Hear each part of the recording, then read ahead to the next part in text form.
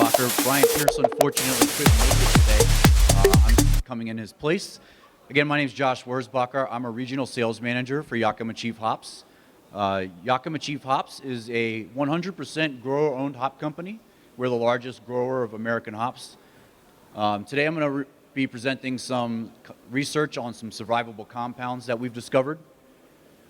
Before we get to that, I just want to say that the way we came about this research is because we are a company of innovation. We believe that a culture of innovation is very important. We've worked very hard to expand our research and development and our in-house laboratories. And it is with this expansion of our laboratories that we were able to discover some water-soluble hop compounds that we've also identified among a variety of hops.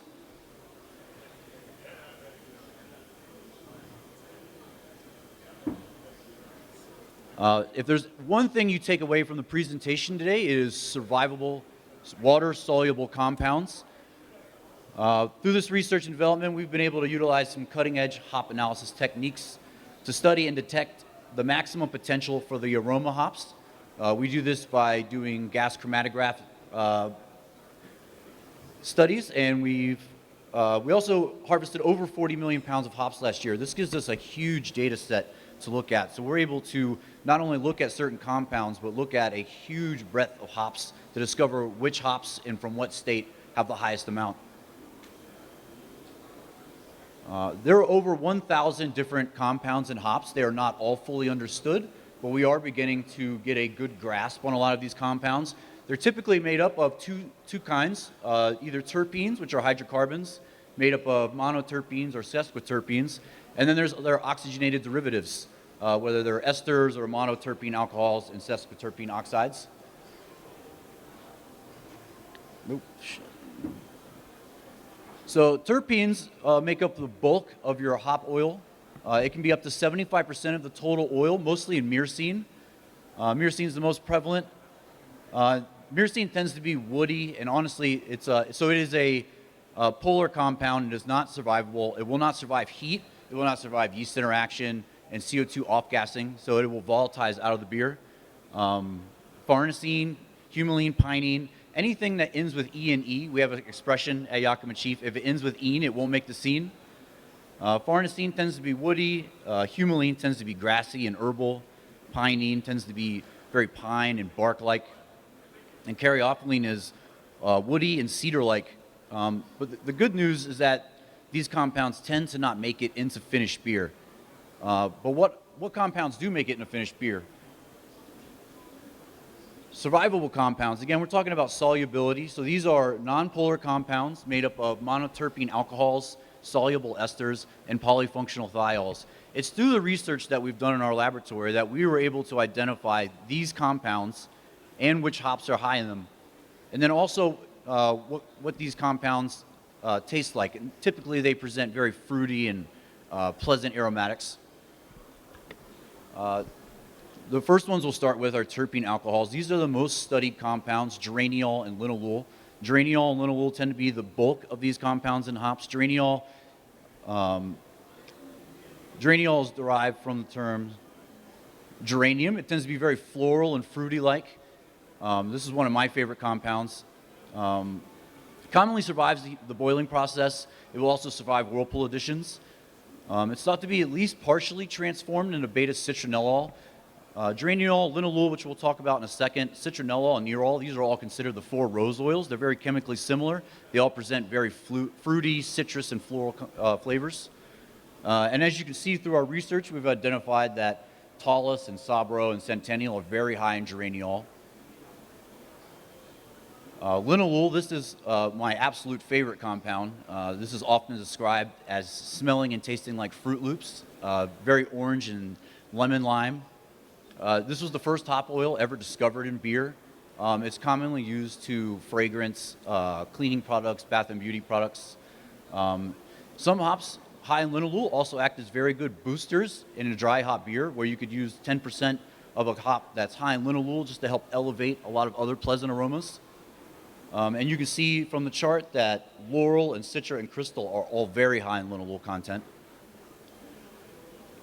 Then we have esters and ketones. This is the third most abundant class of essential oil compounds, making up around 15%. This is found in the bracteole and the leaf material of the hop cone.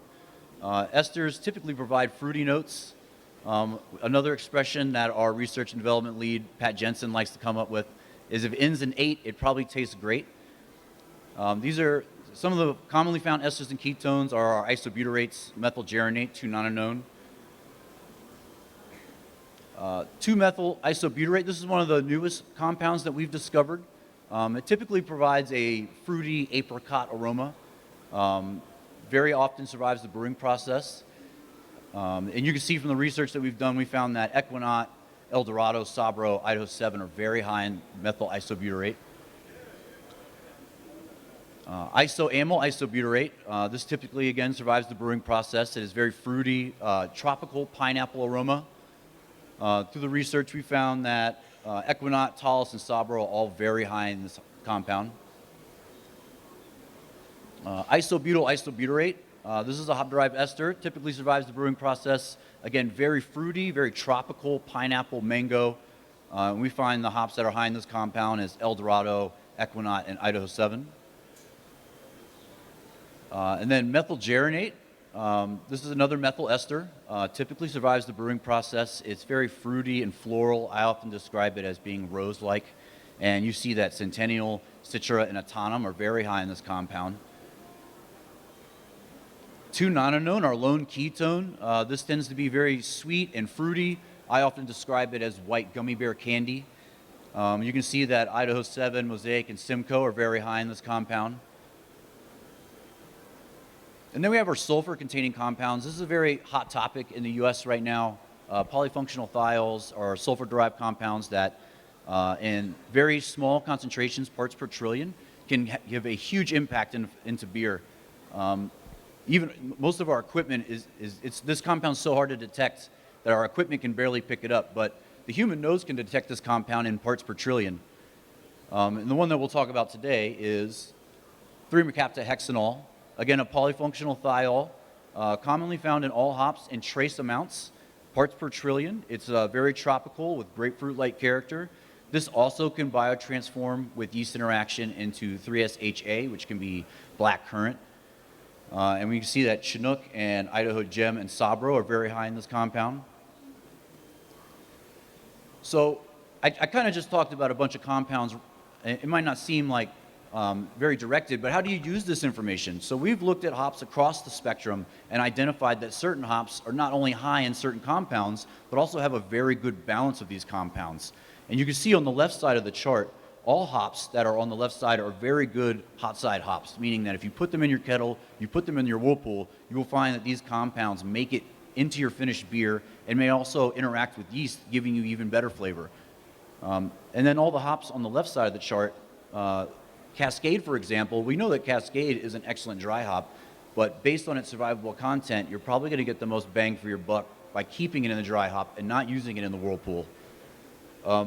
Another great use for these hops on the left side of the chart is mid-fermentation dry hopping. Again, getting these compounds in your wort stream before primary fermentation will only help you elevate these compounds in the finished beer.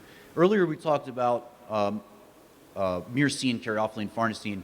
While you look at a certificate of analysis of hops, you'll always find those compounds listed, but if you're trying to make fruit-forward, sweet aromatic beers, you will typically not find those compounds in the finished beer. You'll find these compounds, geraniol, linalool, methylgeranate.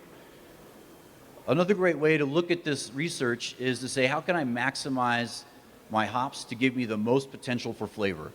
And you can see Laurel, which has the highest linalool content of any hop we've ever seen, and Talus have the highest geraniol content we've ever seen. If you're trying to make a fruit-forward beer, blending these two hops together to maximize the total volume of these essential oils is going to give you a positive. Whereas in the case of Laurel with high linalool content and Crystal with very high linalool content, you're going to have a single-dimension flavor and not as dramatic. And then we created a new product, which is Cryopop. Cryopop is a blend of cryo hops that's designed to be high in these compounds, not just high, but also balanced, even higher than any single variety that we found. And again, we harvested over 44 million pounds, so we have a lot of hops that we're able to look at and analyze, and then we'll blend them. Every year the blend is different. It's based on raw hop sensory as well as chemical analysis. And you can see the cryopop used in pre-fermentation will give you huge notes of citrus and tropical and some stone fruit, while used post-fermentation, still good as a dry hop. You'll get plenty of sweet aromatics, some melon. Here we show the same thing, cryopop original blend used in active fermentation. We got lots of citrus and tropical with some sweet aromatic. Using it post-fermentation, we got less tropical, but the same citrus, even more stone fruit, but then a touch more of that wood. And that wood comes from the myrcene, the caryophyllene, the farnesene. So as you can see on the left side of the graph, cryopop not only has the highest volume of these compounds, but also in the most ideal blend possible. But if you were just to start ordering hops, Idaho 7 is one of my favorite. I think that is a perfect whirlpool hop, having the very high concentration of methyl isobutyrate, some linalool, some geraniol, some 2-nonanone. Again, Citra proves time and time again that it's one of the greatest hops ever, in that it has very high survivable content. It's also an excellent dry hop. And I have one more slide. And one more thing that we're trying to do with our research is standardize the language that we use when we talk about hops. So we've created our own lexicon. Many of these flavors are pretty self-explanatory. Stone fruit, you're going to get apricot or peach. Grassies, grass and hay. One that we run into a problem with a lot with U.S. brewers is dank. A lot of brewers will smell pine or resin and say dank, when really they mean kind of a skunky, cannabis-like flavor. But the language is just as important because we want to make sure that when we're talking about hops and we're talking about flavor and sensory, that we're all talking about the same thing. This is a short presentation. I was hoping to open it up to the floor if anyone has any questions.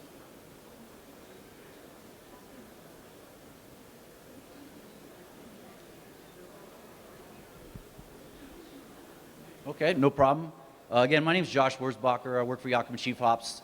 I'll be on the floor today. If any of you have any questions, I'd love to talk more about this research and share everything that we have accessible. Thank you all very much.